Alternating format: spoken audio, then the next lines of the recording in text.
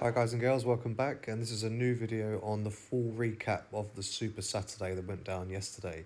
And as you just saw in that quick footage of Julius Maddox attempting his 800-pound record yesterday, and which you'll see again now, controversially the weight was unloaded, it was loaded, sorry, incorrectly, apparently by 55 pounds on one side. And obviously, as you saw when he lifted the bar off, his leg came up on one side and he was completely unbalanced, and that was a clear indicator of an uneven loaded bar.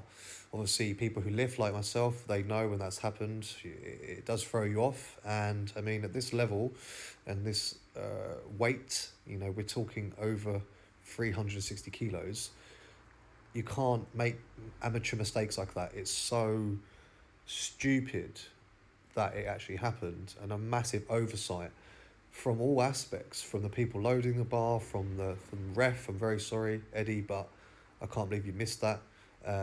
Other people around, I mean, look, there's enough people there. Granted, there's still coronavirus going around, by the way, only a few wearing masks, but, you know, let's face it, at this level, mistakes like that can't be made. And let's not forget, Julius was the headline act for yesterday's event, and this is the one everyone was waiting for, the biggest bench press attempt of all time. And unfortunately, it did actually cause him a slight injury, for obvious reasons. He did try again here, as you can see, but sadly misses the attempt. And you can see why. You know, this. I'm showing you this footage here. Funny enough, the judges, not the judges, sorry, the commentators, Big Loz was one of them.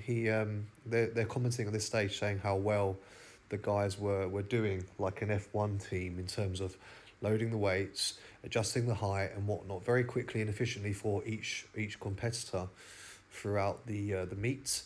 But sadly, whether it was done on purpose, deliberately, as self-sabotage, or by complete human error, by genuine mistake, they didn't load his bar correctly. And it was his second attempt, actually, after his first warm-up. So God knows what happened. Shame, because, you know, you see here in his first lift to warm up, he hit 722 very comfortably, and we know that he's done more than this before in his training. And, you know, for the last few months and 6 months or so, he's just been going up and up and up with the PRs and moves that 722 like it's nothing. So I'm sure he was feeling very confident.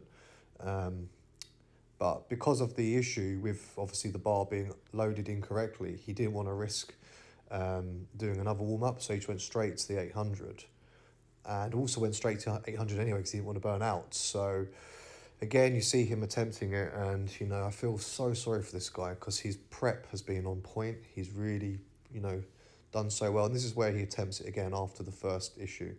But sadly, you know, I think that injury put him off, and mentally he lost his focus and edge. And, you know, at the end, he's been interviewed here by one of the presenters, and you can see, like, you know, he's calm and chilled, but he's angry, and rightfully so, as a professional athlete who's prepared for that long and made that much sacrifice to be ready to peak for the day, and to be stolen of it by something so stupid and so easily avoided.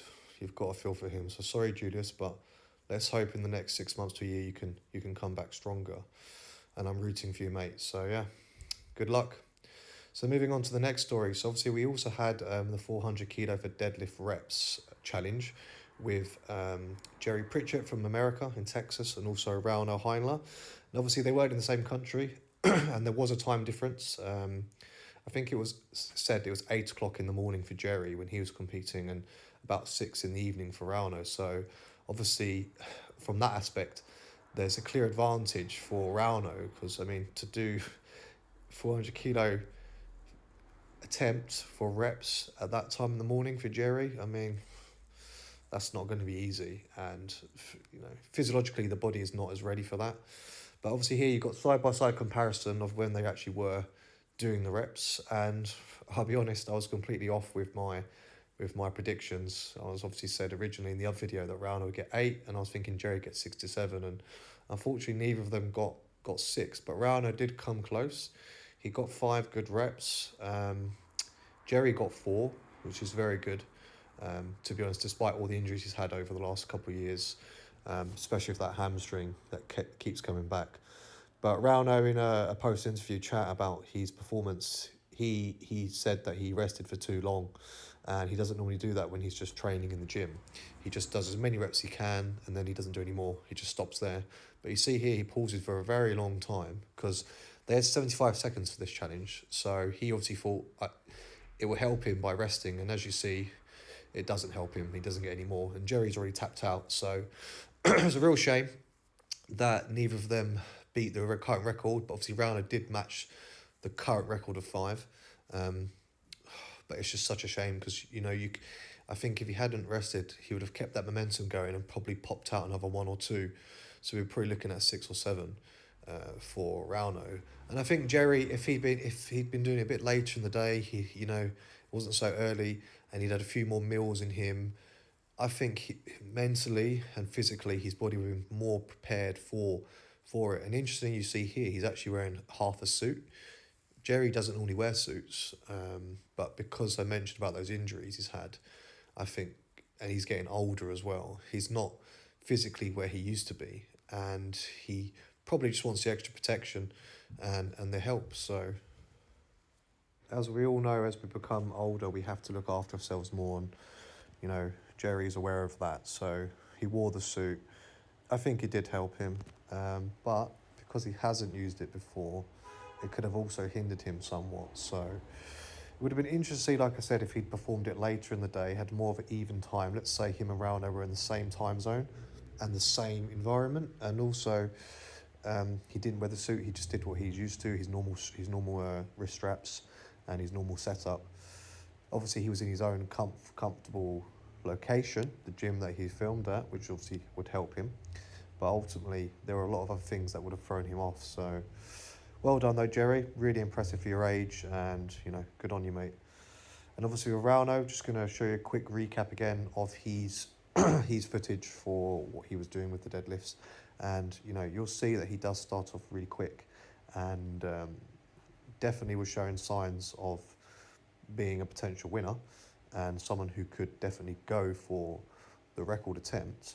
But like I said before earlier, he allows himself too much rest time, so he loses a lot of energy. And that bar was really whipping, and he should have just kept the momentum, just kept repping them out, because as soon as you slow down and you rest too long, and your energy's zapped, that's it, you're not going to get it up, because he already had that bar in momentum, it was moving, and he stopped it. So creating the force again after that, having that rest, it's going to be a lot harder. So real shame, but again, he's a fantastic deadlifter, and definitely I think with a bit more time could take it.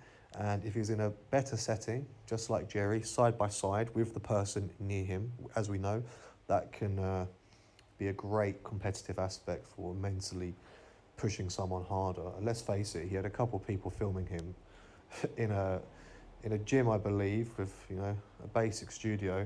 It's not really got that competitive feel to it. There's no audience shouting and screaming, no one egging you on. So what he did was amazing, because essentially he's just training on his own. He's lifting the bar on his own with no one pushing him. So well done, Rauno, and let's hope in the future you might be able to take the 5 above to something more.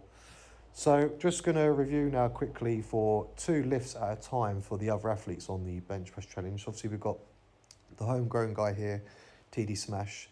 This is his first lift, so his warm-up, which is 672 pounds as a warm-up. That was, as you can see, a piece of piss. And no problem at all. You're looking up there to see he got the white light. And here's his second attempt. Well, actually it's his third attempt for his heaviest lift. So he's going for 716 pounds on the bar this time. And as you'll see in a sec, he doesn't actually make the lift, unfortunately. But I feel that he slowed himself down too much and the bar came down a bit too quickly. So unlucky for him, but he still was the second heaviest bencher of the day. Another very impressive athlete was Harris. Obviously it says Luke there, that's obviously incorrect. But Johnnie Harris, as you can see, he's a power bodybuilder and he's an absolute beast. one of the lightest athletes there, but still got a 672-pound bench for his second lift. And I'm going to show you the third lift as well. So he's the first man in history to bench over 705 pounds for his weight. Obviously, as you can see, he is solid muscle, but nonetheless, he bench pressed over 700 pounds for an under 300 pound weight. So that's an incredible achievement. Well done. Looking forward to seeing you compete again in the future, mate. Then we move on to Perseus. Now, Perseus again was another very light competitor compared to the other guys. Kind of like Harris, you know, just like a very good powerlifter, but looked more like a bodybuilder, or we would call him a power bodybuilder as well. And he made some very good lifts here. So 556 was his first lift. Incredible by any standards in any competition, but it was an opener.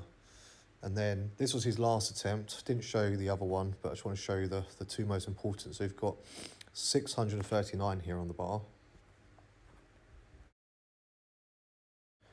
which again, for a man under 300 pounds, is just amazing achievement to attempt, and pound for pound strength.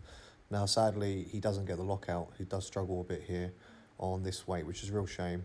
But, you know, look how tight he is. He's basically trying to bench press it like a bodybuilder. There's no powerlifting technique whatsoever, really, no arch of the back. So, unlucky, mate, but I know next time you'll get it. Perhaps put a little bit more weight on. That might help to give you a little bit of an advantage there to press against. But well done anyway on your lifts. Very, very good. So the next athlete was Luke Now. So he opens up here on a 617 bench. And this is a big guy, you know, and this is a pretty good bench for him. Again, like most of the other athletes, the pound for pound difference is significant, you know, from what they weigh in comparison to what they're pressing. And every guy who lifted was just lifting crazy numbers. It was a day with pretty much the best bench pressers in the world. Funnily enough, all being American. So that was an interesting one.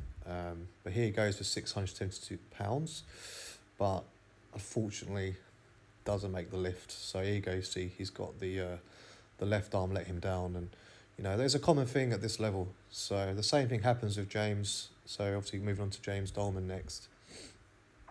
Here he's going for 584, you know, which is a bit of a grind, but he gets it up. So good lift overall. He makes the white marker. Then here he goes for his biggest lift, so the third lift, which was 600 pounds. But again, like most athletes, as I mentioned, when they get to this level of weight, if they have an imbalance, which is always the way, because we're one dominant side stronger, left or right, usually their left lets them down. It doesn't matter how much unilateral work you do and accessory work. It's just more practice with that weight. And, you know, sadly it lets him down, but, you know, he's still got the first lift. So here we've got Adrian Long. This guy's a bit smaller than the others, but nonetheless lifting some big weight.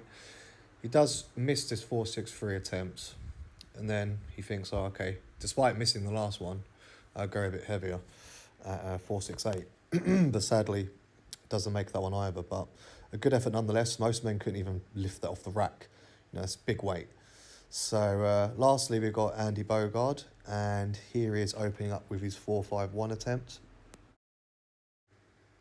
which sadly he doesn't actually get. He doesn't get the lockout. Bit of a struggle on that one, but nonetheless he does still try to attempt the lift again, but unfortunately it wasn't going to happen today. I think there's no more energy in the tank. So, and of course there's a lot of pressure and nerves that can get the better of you. So unlucky Andy, but well done nonetheless. And just quickly to summarise, Real World Tactical, aka Tony Sentmanat, he actually was meant to compete yesterday, but in the masters class for 40 plus, but there was no actual official information why he wasn't there. So just thought I'd mention that. Hope he's all right, not injured or anything. It's a shame he wasn't there. But anyway, guys, hope you like my recap today on the videos and the event from yesterday. What do you think actually happened with Julius? Do you think it was a deliberate attempt to sabotage his record attempts? Because there can be jealous people in the industry, you know, and obviously I try and stay neutral on this situation, but because of the Black Lives Matter current movement and whatnot, there is every chance that there could have been something there from someone who didn't want him to achieve that because he's a black man. Or it could have been a genuine mistake, you know, a stupid human error, which was so amateur, but nonetheless has not ruined his career, but more than likely set him back a good 6 months to 12 months to go again. And of course, he's going to be more anxious and paranoid in the future. So what do you guys think about that one? Let me know in the comment section below. And anyway, hope you liked today's video. If you did, please remember to like, comment and subscribe. And remember to share the video as well if you can, for anyone who might be interested. But until next time, guys, I'll see you soon. Miguel Finis, signing out.